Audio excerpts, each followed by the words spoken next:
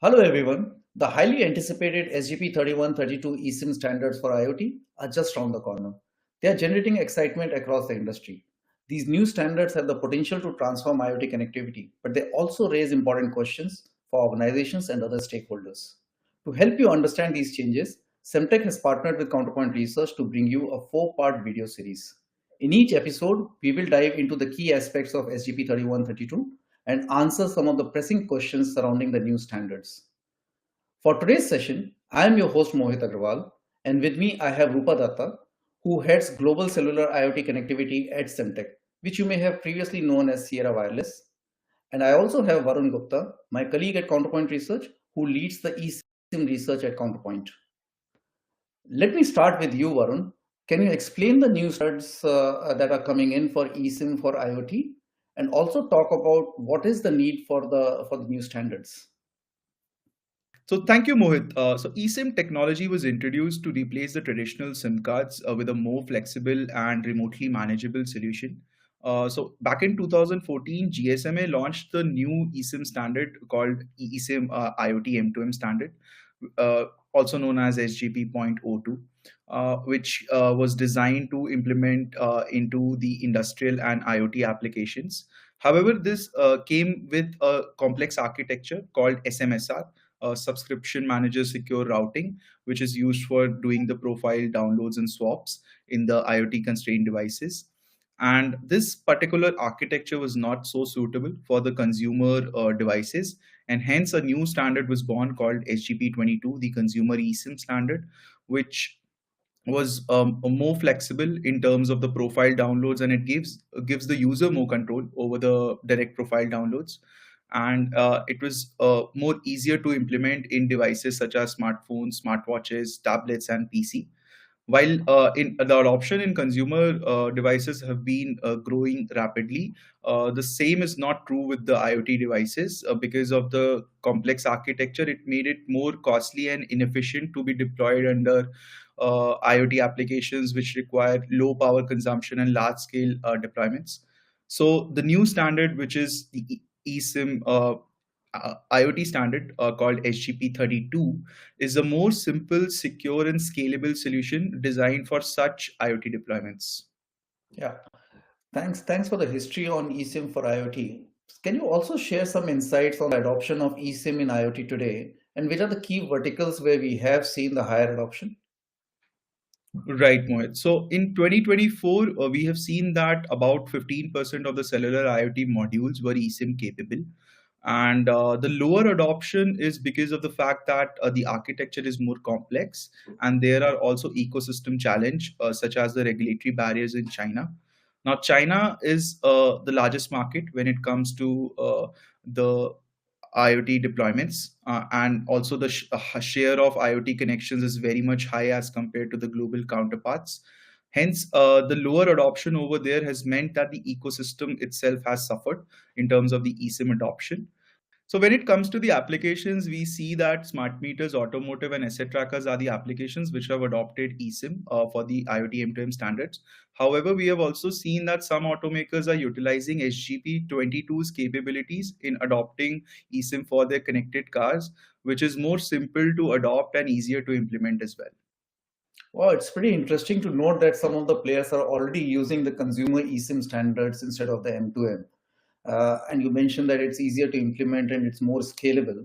So, Rupa, if I can turn to you and ask you, can you elaborate on why there is so much of excitement about the new standards that are coming in? And can you also explain what are some of the key advantages of SGP.31, 32? Sure. So to date, what we've seen with our customers is there's great excitement around not being locked into a connectivity provider for a long period of time. So what we see is with the new eSIM standards with 32, the combination of the O2 IoT and 22 consumer, that customers can freely make the choice of a connectivity provider without thinking about what do I do 5 years later after my contract or 20 years later, as some of these devices, you mentioned the smart meters, are out in the market. So with SGP.32, not only can customers sort of pull the profiles into their devices, not just one profile, but potentially many profiles. So the flexibility of this whole solution makes it very much, in a way, easier for customers because they don't feel like they have to be set on one decision, but it also makes the landscape quite complex. Many profiles, what does it mean? Can I push these or pull these profiles to my devices easily? What does the network look like and what sort of integrations do I need? So although there is simplicity down the road, I think many organizations are struggling with, how do I get there?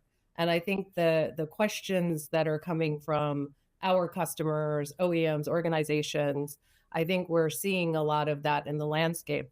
Also, by virtue of so many MNOs and MVNOs trying to talk about this topic so aggressively in the market today, also proves that there is a conversation there that needs to be simplified.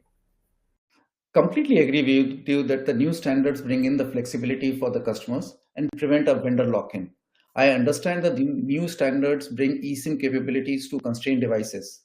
Varun, you have been tracking the IoT market. Can you talk about how large is the constrained devices segment and how SGP 3132 will be a game changer over there? Right. So, Mohit, these constrained devices, which are usually powered by NB-IoT and LPWA, accounts for about 20% of the global cellular IoT connections.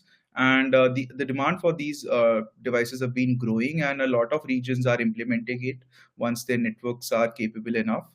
And these technologies are actually very ideal for applications such as smart meters, asset trackers, and agriculture sensors, because these devices require long range connectivity, more security, and more scalability.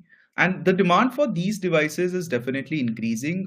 We have seen such devices in demand for regions such as India, Southeast Asia, and Middle East, which are rolling out these devices in large numbers. And when it comes to Europe and North America, so they already have a large installed base for these devices, and they are about at the end of their life. So they are going to be replaced with devices that are capable with the NB-IoT and LTE-M technology. Now, with the SGP32, what benefit it comes with is the EIM, which is the eSIM IoT Remote Manager, which is a more decentralized control over the profile swaps and the profile downloads as compared to the centralized control of the SMSR. Hence, this is more suitable for such large scale deployments.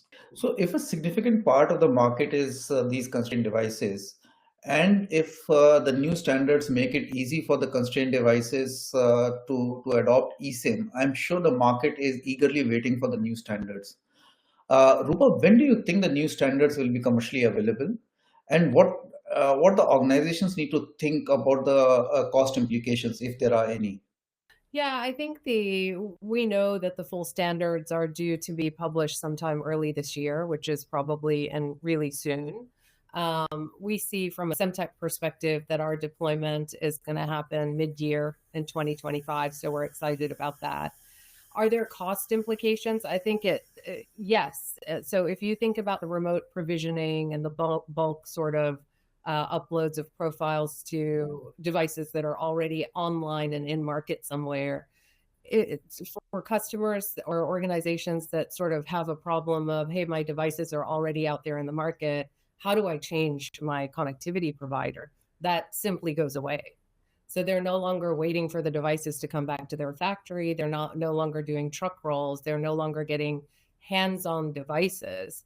At this stage, what they'll be able to do is simply remotely push profiles in bulk to their devices that are already in field. So that is one example of a cost efficiency that they will be able to enjoy, as well as simplification of their IoT deployment. So, Varun, which sectors are likely to adopt the new standards first, and where do you see the big growth opportunity coming in? Right, Mohit. So, in terms of the key industry sectors, we expect that smart meters, POS, asset trackers, and automotive are the sectors which are going to lead the eSIM adoption, especially with the SGP32 coming in. And in the near term, we expect that automotive as a sector will adopt the SGP32 more faster as compared to the other sectors, because the demand for connected car is growing and automakers are seeking for more simple and effective solutions. Thanks, Varun. I'm sure that the automakers would like to change the complexity in managing the eSIMs. However, a big concern for all the OEMs is vendor lock-in. I know, Rupa, you talked about vendor lock-in in a previous question, and that the advantage of the new standard is ability to avoid the vendor lock-in. But what can the service providers do in such a scenario?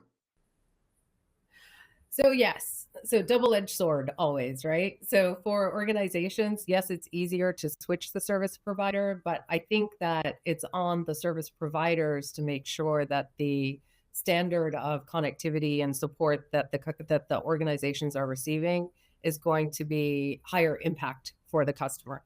It's no longer about do I have connectivity? It's about do I have connectivity, what is the uptime, and what is the service and support I'm getting around it. So it's a little bit of a game changer from an MVNO or MNO space, I think. But also, from our perspective, this also makes it easier for customers to change connectivity providers to us. So, two ways can they change providers? Yes. Double-edged sword in some ways, but good for the market in others. That's it for today's episode. If you have any further questions, please feel free to reach out to us. Stay tuned for the next episode where we will have a guest from Keegan to talk about the technical aspects as well as talk about navigating the multiple standards. Thank you.